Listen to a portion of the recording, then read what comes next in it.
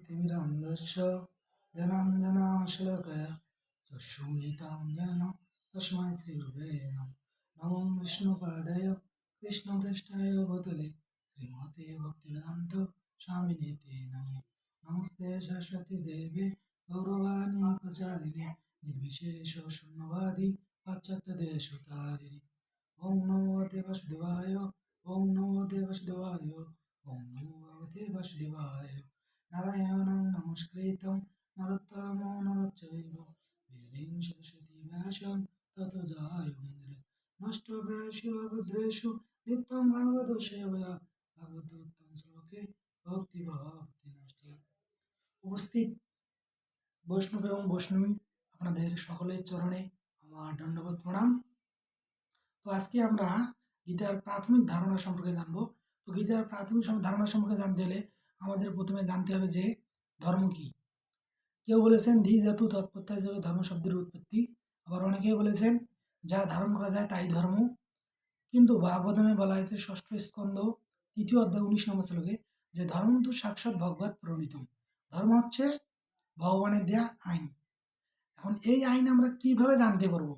এই আইন জানার জন্য মহাভারতের বন পর্বে বলা হয়েছে ধর্মস্ব তত্ত্বম নিহতম গোয়া মহাজন যেন গতস্য পন্থা। যে ধর্ম আমরা কার কাছ থেকে জানবো? মহাজনদের কাছ থেকে। যেমন জড়জগতে অর্থের মহাজনদের কাছ থেকে আমরা কি পাই? অর্থ পাই। বস্ত্রালয়ের মহাজনদের কাছ থেকে আমরা কি পাই? বস্ত্র পাই।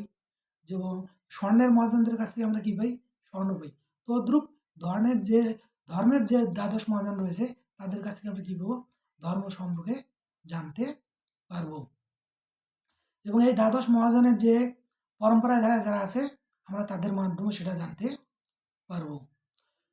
গীতাতে প্রধানত 3 ধরনের উপাসকের কথা বলা হয়েছে, হচ্ছে জ্ঞানী, যোগী এবং ভক্ত। জ্ঞানীরা নিরাকারে ভগবানের উপাসনা করেন, যোগীরা ধ্যানের মাধ্যমে পরমাত্মার উপাসনা করেন এবং ভক্তরা সাকারে ভগবানের উপাসনা করেন।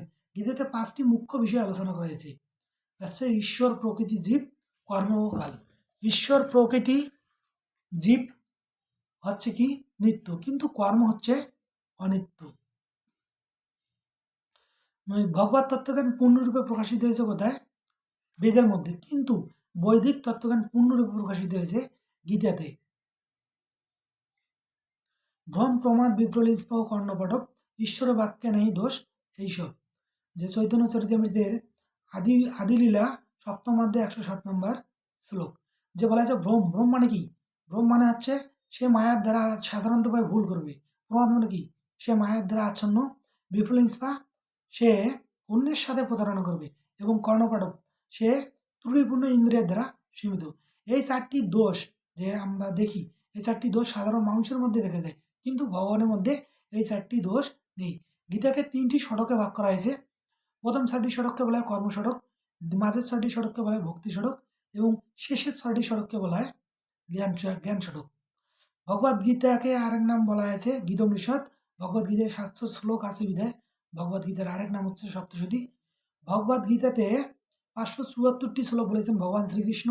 ভগবদ গীতাতে অর্জুন বলেছেন 85টি শ্লোক এবং ভগবদ গীতাতে সঞ্জয় বলেছেন 40টি শ্লোক এবং ভগবদ গীতাতে ধৃতরাষ্ট্র বলেছেন 1টি শ্লোক। ভগবান শ্রীকৃষ্ণের বাণীর মাহাত্ম্য অনেকেই করেছেন, যেমন শঙ্করাচার্য, রামানুচার্য, নিম্বাক, তারপরে হচ্ছে শ্রী চৈতন্য মহাপ্রভু।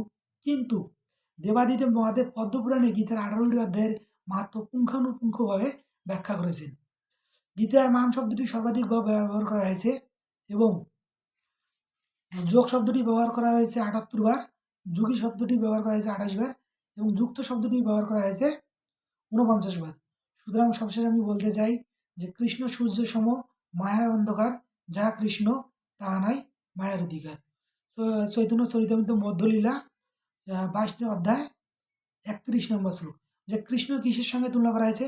কৃষ্ণকে সূর্যের সঙ্গে তুলনা করা হয়েছে এবং মায়াকে অন্ধকারের সঙ্গে তুলনা হয়েছে। যখন কেউ অন্ধকারের মধ্যে নিমজ্জিত হয়ে থাকে, তখন যদি কেউ এই গীতার জ্ঞান অধ্যয়ন করতে পারে এবং বুঝতে পারে, জানতে পারে এবং পরম্পরার মাধ্যমে শিখতে পারে, তাহলে তার ভিতরে আর কোনো অন্ধকার থাকবে না। সে নিজেকে চিনতে পারবে এবং তার সঠিকভাবে ধর্ম পালনে উৎসাহিত হবে। তো আমার এই পাঠ যদি কারো ভালো লাগে তো অবশ্যই লাইক, কমেন্ট ও শেয়ার করবেন। হরে কৃষ্ণ।